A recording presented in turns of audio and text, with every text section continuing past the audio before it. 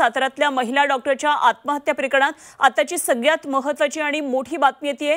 साताऱ्यातल्या फलटण उपजिल्हा रुग्णालयातील महिला डॉक्टरच्या आत्महत्येच्या प्रकरणाने आता धक्कादायक वळण घेतलेलं आहे। आत्महत्या केलेल्या महिला डॉक्टरच्या हातावरच त्यांनी आत्महत्येचं कारण लिहिले असल्याचं समोर आलेलं आहे आणि त्यामध्ये एका पोलीस अधिकाऱ्यावर लैंगिक अत्याचार आणि मानसिक छळाचे गंभीर आरोप करण्यात आले।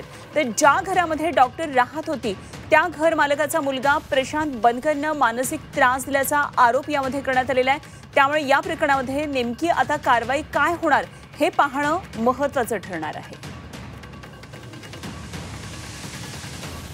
ज्याच्यामध्ये एक महिला डॉक्टर यांनी सुसाईड केलं आणि त्या सुसाईड करताना त्यांनी स्वतःच्या हातावर 2 नावं लिहून ठेवली, ज्याच्यामध्ये एक आमचे PS आहेत फलटण ग्रामीणचे आणि अजून एक सिव्हिलियन व्यक्ती आहेत। अशा दोघांविरुद्ध मानसिक आणि शारीरिक छळाच्या आणि बलात्कार केल्याच्या म्हणजे त्याच्याकरता मी आत्महत्या करते अशा अर्थाने लिहिल्यामुळे गुन्हा दाखल करण्यात आलेला आहे। बलात्कार आणि आत्महत्येस प्रवृत्त करणे असं दोघांविरुद्ध।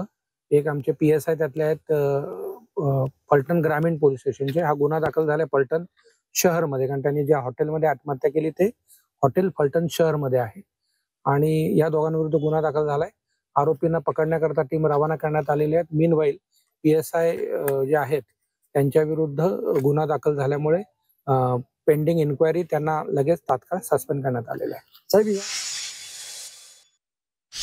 FIR करायला ते बराच वेळ टाळाटाळ करत होते किंवा करेक्शन करायच्या नावाखाली त्यांनी खूप वेळ लावला।